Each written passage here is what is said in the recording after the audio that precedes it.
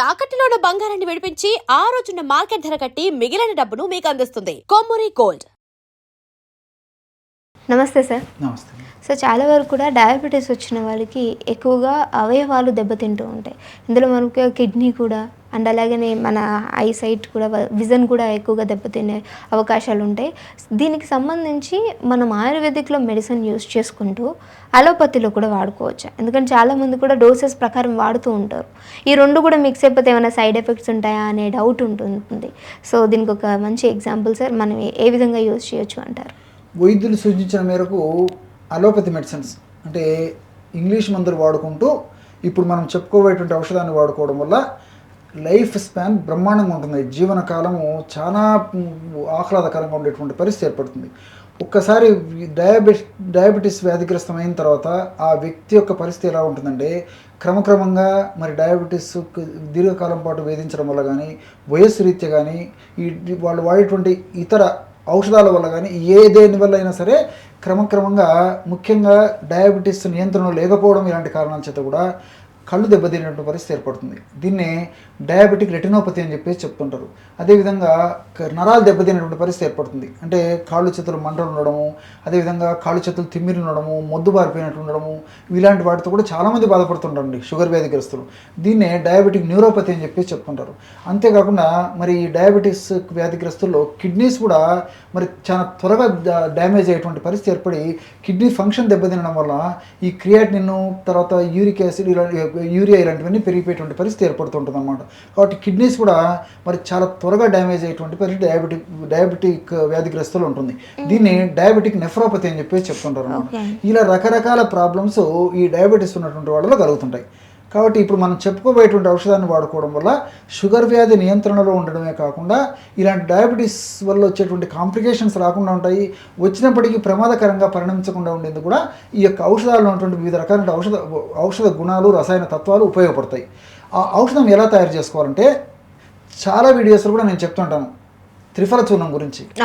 త్రిఫల అమృతంతో సమానం అనమాట, ఉసిరికాయ. సో త్రిఫల చూర్ణము అనేక వ్యాధులకి చక్కటి పరిష్కారం చూపేటువంటి ఔషధం. ఈ డయాబెటీస్ నియంత్రణలో ఉంచుకునేందుకు, డయాబెటీస్ వల్ల ఇతర అవయవాలు దెబ్బతినకుండా ఉండేందుకు, వ్యాధి నిరోధక శక్తి పెరిగేందుకు ఈ యొక్క త్రిఫల చూర్ణం చాలా అద్భుతంగా పనిచేస్తుంది. ఈ యొక్క త్రిఫల చూర్ణాన్ని ఒక 50 గ్రాములు తీసుకోవాలి. త్రిఫల చూర్ణంలో మీరు ఇంతకుముందు చెప్పినట్లు కరక్కాయలు, తానికాయలు, ఉసిరికాయలు ఉంటాయి. ఈ 3 కూడా కంటిని కాపాడేందుకు చాలా అద్భుతంగా ఉపయోగపడతాయి. అంతేకాకుండా ఈ యొక్క త్రిఫల చూర్ణంలో ఉంటే మరొక గుణం ఏంటంటే వ్యాధి నిరోధక శక్తిని విపరీతంగా పెంచేస్తుంది అనమాట. డయాబెటీస్ వ్యాధిగ్రస్తులకి చీటికి మాటికి జబ్బులు వచ్చేటువంటి పరిస్థితి ఏర్పడుతుంటుంది. అలా కాకుండా ఉండేందుకు ఈ త్రిఫల చూర్ణం చాలా సమర్థవంతంగా ఉపయోగపడుతుంది. రెండవది ఏంటంటే ఈ యొక్క త్రిఫల చూర్ణము ఈ చర్మ కాంతిని కలిగజేసేందుకు, మోషన్ బాగా ఫ్రీగా అయ్యేందుకు, డయాబెటీస్ వ్యాధిగ్రస్తుల్లో పేగుల కదలికలు తగ్గిపోయి మోషన్ సరిగ్గా రాకుండా ఉండేటువంటి పరిస్థితి ఏర్పడుతుంది అనమాట. మోషన్ ఫ్రీగా అయ్యేందుకు, పేగుల కదలికలు బాగా జరిగేందుకు, ఆకలి బాగా అయ్యేందుకు, ఇట్లా అదేవిధంగా డయాబెటీస్ వ్యాధిగ్రస్తుల్లో కొంతమందిలో క్రమక్రమంగా రక్తనాళాలు గట్టిపడేసేసి బీపీ రావడము, అదేవిధంగా రక్తనాళాల గోడల్లో మరి కాల్షియము, ప్లేట్లెట్స్, కొవ్వు పదార్థాలు ఇలాంటివి పేరుకోవడం చేత ఈ గుండె జబ్బులు, రక్తనాళాల సమస్యలు రావడం ఇలాంటివి కూడా జరుగుతుంటాయండి. సో ఈ త్రిఫల చూర్ణం వాడుకోవడం వల్ల ఇలాంటి సమస్యల నుంచి బయటపడవచ్చు, ఆ సమస్యలు రాకుండా కూడా చేసుకోవచ్చు. త్రిఫల చూర్ణం ఒక 50 గ్రాములు తీసుకోవాలి. రెండవ పదార్థంగా కరివేపాకును తెచ్చుకొని శుభ్రంగా కడిగేసేసి ఆ కరివేపాకును బాగా ఎండించేసేసి చూర్ణంలాగా తయారు చేసుకొని ఆ చూర్ణాన్ని ఒక 50 గ్రాములు తీసుకోవాలి. కరివేపాకులో మరి ఏ విటమిన్ విపరీతంగా ఉందండి. కొత్తిమీర, కరివేపాకు, మునగ వీటిలంతా ఏ విటమిన్ విపరీతంగా ఉంటుంది. మరి ఇక్కడ కరివేపాకు మనం ఈ ఫార్ములాలో వాడుకోవాలన్నమాట. అంతేకాకుండా ల్యూటిన్, జియాక్సాంతిన్ ఇలాంటి అనేక రకాలైనటువంటి రసాయన పదార్థాలు కంటి ఆరోగ్యాన్ని కాపాడేందుకు చాలా సమర్థవంతంగా ఉపయోగపడతాయి. ఈ కరివేపాకు యొక్క మరొక ప్రత్యేకత ఏంటంటే ఇది కూడా షుగర్ వ్యాధి నియంత్రణకు చాలా అద్భుతంగా పనిచేస్తుంది. అందుకే చిన్నప్పటి నుంచి మన వాళ్ళు ఆహార పదార్థాల్లో, వంటకాల్లో కరివేపాకును తినడం అలవాటు చేశారనమాట. కాబట్టి చాలామంది తెలియక అవగాహన లోపం చేత మరి పెద్దవాళ్ళు కరివేపాకును పక్కన తీసి పారేసేస్తారు ఆహార పదార్థాల్లో, వంటకాల్లో.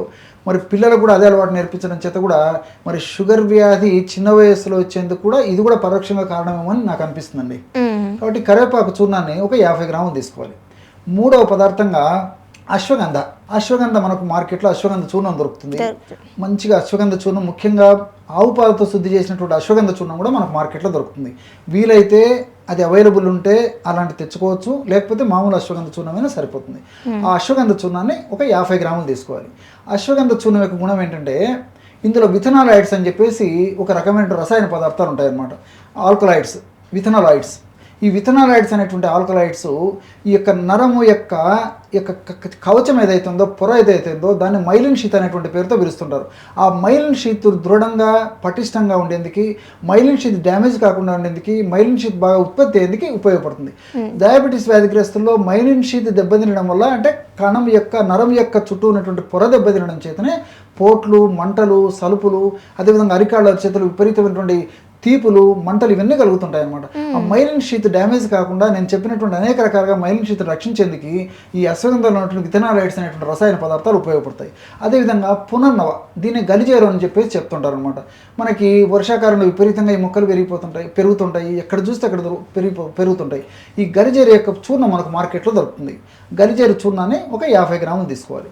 ఈ గలిజేరు చూర్ణం కూడా దీనికి పునర్నవ అనేటువంటి పేరుంది. పునః నవ, మళ్ళా జన్మనిస్తుంది. ముఖ్యంగా ఈ కిడ్నీలకు మళ్ళా జన్మనిచ్చేటువంటి అద్భుతమైనటువంటి ఔషధ గుణాలు, రసాయన తత్వాలు ప్రకృతి మాత నిక్షిప్తీకరించి మనకు ప్రసాదించడం చేత దీన్ని పునర్నవ అనేటువంటి పేరుతో పెట్టడం జరిగింది. పునః నవ, మళ్ళా నూతనత్వం. డ్యామేజ్ అయినటువంటి అవయవాలకు నూతనత్వాన్ని కలుగజేసేటువంటి అద్భుతమైన ఔషధ గుణాలు ఈ యొక్క గలిజేరు యొక్క సొంతం. మనకి ఈ యొక్క చూర్ణం మనకు మార్కెట్లో దొరుకుతుంది. ఈ పునర్నవ లేదా గలిజేరు చూర్ణాన్ని ఒక 50 గ్రాములు తీసుకోవాలి. కిడ్నీస్ డ్యామేజ్ కాకుండా చాలా చాలా అద్భుతంగా రక్షించేటువంటి అద్భుతమైనటువంటి శక్తి ఉంది.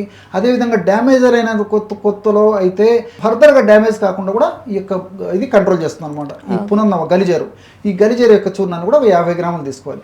ఈ 4 చూర్ణాలు అంటే త్రిఫల చూర్ణము, కరివేపాకు చూర్ణము, అశ్వగంధ చూర్ణము, గలిజేరు చూర్ణము, ఇవి ఒక్కొక్కటి 50 గ్రాముల చొప్పున తీసుకోవడం వల్ల 200 గ్రాముల ఔషధం రెడీ అయిపోతుంది. దీన్ని ఒక గాజు సీసాలో నిల్వ ఉంచుకొని ఒక 40 రోజులకు వాడుకోవాలి. అంటే రోజు ఒక 5 గ్రాముల చొప్పున వాడుకోవాలి. ఉదయం ఆహారానికి ఒక అరగంట ముందు, రాత్రి ఆహారానికి ఒక అరగంట ముందు 100 మిల్లీలీటర్ల నీటిలో 1/2 టీ స్పూన్ అంటే 1/2 టీ స్పూన్ అంటే 2.5 గ్రామ్ పౌడర్ని ఉదయము, 1/2 టీ స్పూన్ అంటే 2.5 గ్రామ్ పౌడర్ రాత్రి ఆహారానికి ముందు ఒక అరగంట ముందు నీళ్ళలో కలిపి తీసుకుంటున్నారని.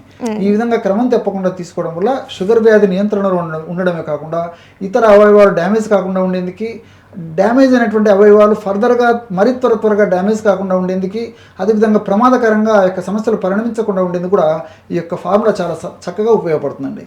Okay, thank you so much sir, మంచి ఇన్ఫర్మేషన్. ఓకే.